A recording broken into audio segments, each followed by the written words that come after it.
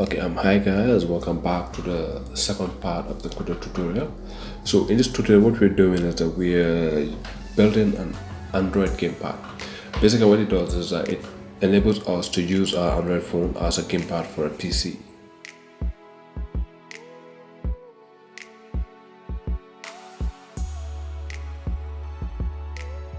Okay guys, so we're back. So let's see. So one of the first thing we're gonna do is we're gonna add our buttons into a group. So what that's gonna enable us to do is that when we go to the code, it's gonna make it easy for us to check the button states when we're reading the buttons. So we got left, up, right, and down. So these are the ones that we're gonna be using as a D-pad. So what we need to do, we're gonna click on it. All of the buttons here we're gonna add. Go to nodes, and then we go to the group. And then what we do is we add D-pad. For adding D-pad, you click add. What I'm going to do is I'm going to copy, so it'll be easy for me to add the other buttons. So add, click on another button, paste it in there, add, go to right, paste it in there, add, go to down, paste it in there, and add. Okay, so what we've done is we've added the left, up, right, down, which are under the D-pad. These buttons here, we added them to the D-pad. Next, what we're going to do is we're going to be adding buttons to the other buttons. So we're just going to call them buttons. Over here, copy it, add, and then go to B, add, Y,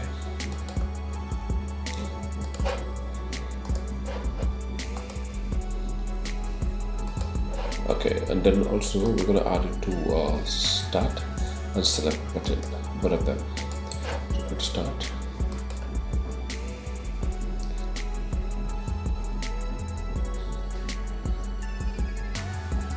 add,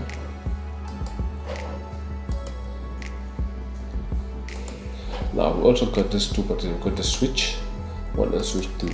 Now the thing is, we're not going to add them as buttons because the way we're going to be reading the switch is different from the way we're going to be reading the buttons. And what we're going to be doing is that we're going to be reading them in a loop. When we're reading the buttons, we're going to loop through them. So we're going to add them to a different group, and we're going to call the group switch. So add, come here, do the same thing, switch. So we've got switch here, and we also got switch here. Good. So now, next we're going to do is we're going to attach a script to our main node. But before doing that, let's save. So what we're going to do is we're going to attach a script to our main node. Gamepad here. You click on the top node, and then go attach script. Leave it as a gamepad. Make sure that it's empty. But you can use it as default, no comment, but I prefer using empty. So there we go. So now what we're going to be doing first is that we're going to cache the images that we're going to be using for our D-pad. Because what we want to do is whenever we press a button, it's going to show us, it's going to highlight which button we're pressing. So if we press this, all those other buttons are going to go up and the justice will be up. That's what we're going to do. So what we're going to do is we're going to be changing the texture. So first thing we do is we're going to be creating a variable to pre-cache, to preload sprites. Okay, let me D-pad. Sprite. So it's going to be a dictionary. We've got left. Preload. So basically, what preload does is this. What it does for us is that it's gonna cache the image for us. It's gonna preload the image. It's not gonna load the image completely, but it's gonna preload it for us, so that when we need it, it's gonna be easier.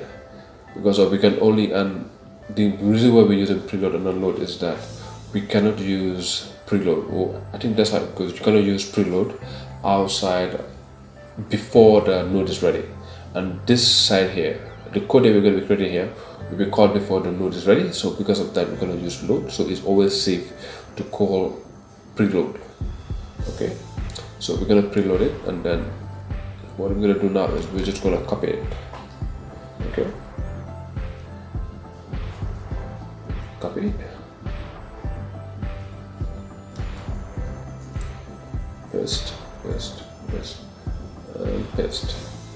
And then what we're going to be doing is we're going to change this to normal.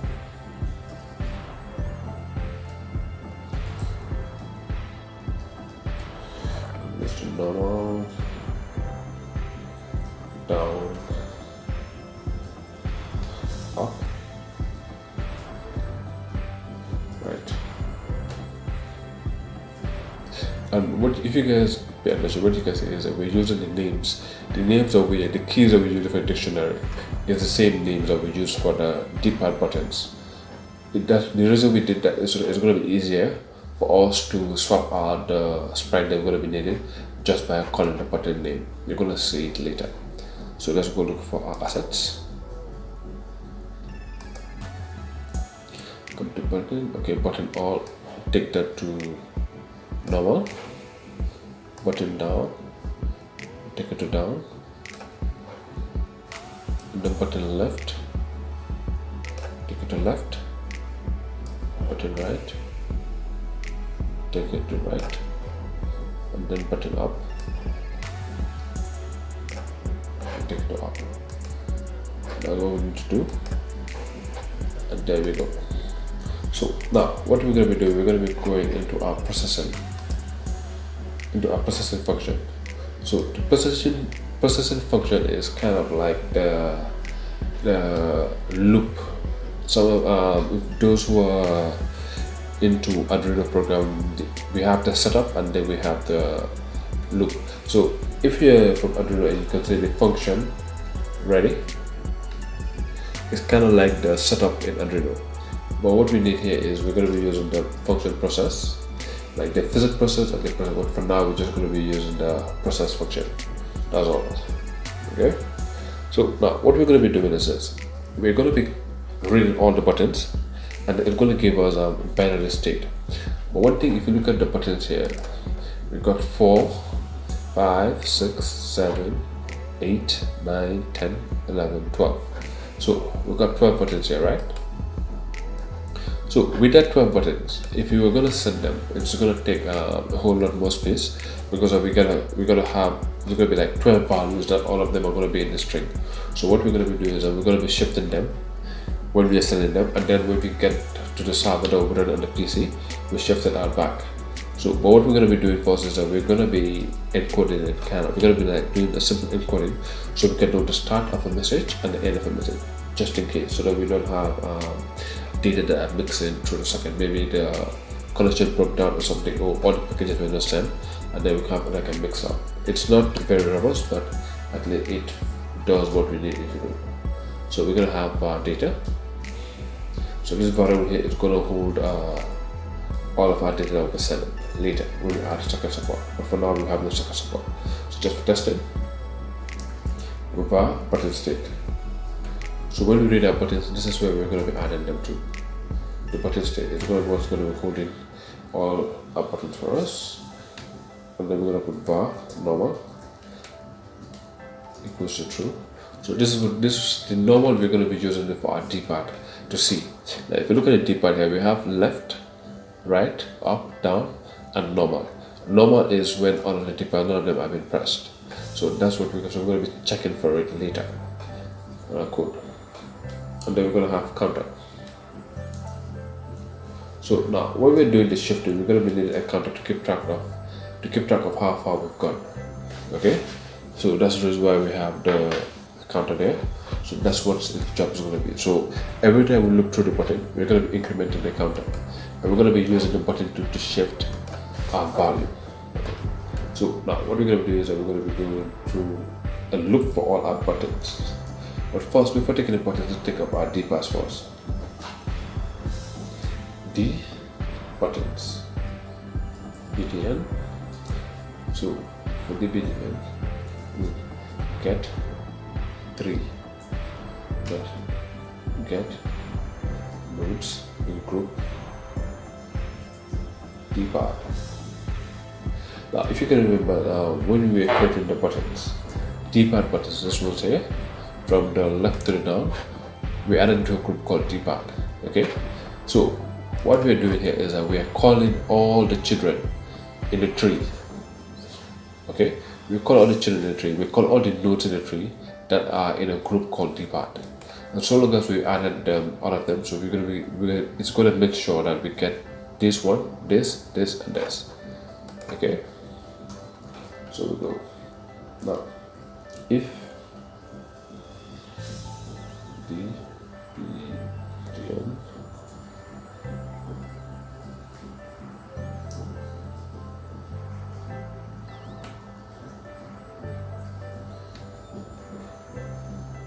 so now we're going to check if the button is pressed. If the button is pressed, and then what we're going to do is we're going to put d. Okay, one of the things we need to do is we need to collect the d-pad, okay, which is here, this d-pad here, this pad, because that's what we're going to be changing. So we need to collect it. So one of the ways we can collect it, we could do it like we could call it in the ready function, but because I want to access it outside and to make it easier for us, we're just going to be using onReady. Okay, onReady var d-pad. $, give it the name of the node that you want to collect. So there we go. So now what we're going to be doing, if the button is pressed, we put dpad, the texture equals to dpad sprite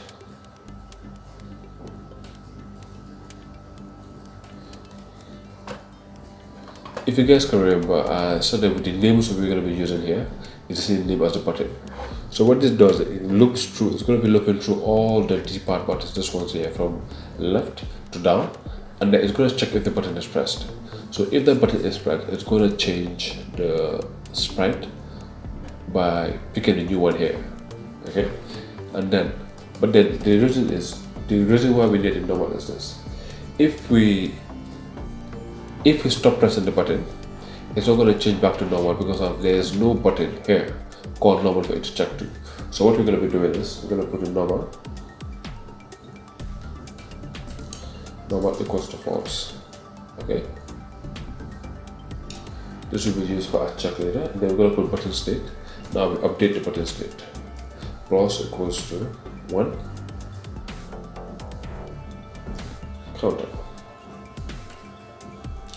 Okay, and then after that, else, if the button is not pressed, then we're not going to do anything, except we're going to put the update the button state, and we're going to set it to make sure that it's not. So we'll shift 0 counter, and then what we need to do is after every iteration of the loop, we increment the counter. Well, it goes to 1.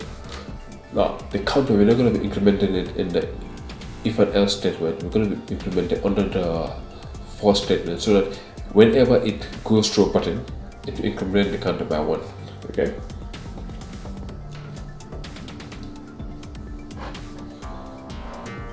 So after the loop, now this is where the normal comes into play. So after the loop, normal dpad texture equals to dpad sprite normal. Now the reason why we're doing this is this: if for instance we press the left button, so the texture will be set here. Okay, but now the problem we're going to have is that if we release the left button, the texture wouldn't go back to normal. It wouldn't go back to this sprite here that shows that no button has been pressed. It will keep it on the left sprite.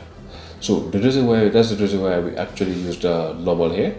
So when normal is set to false, because normal is always set to true when the process starts, it's always set to true. So if it's false, then it's not gonna run this code here, but it will only be false if one of the button is pressed. Okay, so after that we continue again, and then what we're going to be doing is that we're going to be going through the buttons now. Okay, so for BNT in get tree, that's what we do again. We get all the buttons in a particular group. So for the 3, we get nodes in group,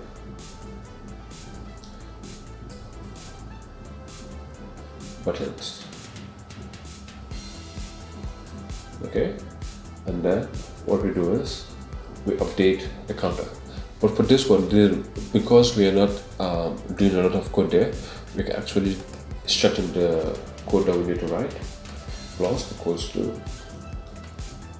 This is actually a trick in Python, and it works in Godot GDScript, because GDScript is actually loosely based on Python, or is actually based on Python. So what we're going to be doing here is btn, that is pressed else 0 counter. Okay, so what is happening here is that if the button is pressed, it's going to give us 1. If the button is not pressed, it's going to give us 0. So depending on if the button is pressed or not, the answer we get, we're going to shift it by the counter we have, and then increment the counter by 1. Okay, now this is the reason why I said that for the switch, we're going to be given the switch a different group name, because the way we test for buttons and the way we test for a switch button is different. Okay, so we'll go through the switch. So for switch, we'll get 3, get nodes and group, switch. Now what we're going to do here is we're going to put button state, same thing as above, or rather similar. 1, if switch dot pressed else 0. Let's check it by the counter. So the way we check if the switch is being toggled is by pressed. Okay, not is pressed. Is pressed is for a normal button, but switch is pressed. And then when we're done, we update the counter plus equals to 1. And then the next thing we do, we put data. We update our data plus equals to string. We're going to convert it from integer to string, button state, and then we're going to close it. If you can remember that in the beginning, what we did was we added a resident sign, and then I've added a sign, and then we go print data. Okay, so let's test it out now. So again. Okay, there we go. Okay, as you can see now, as I press the button, it's increasing. Say increasing by a factor of 2. So you can see here 8, 16, 32. There we go.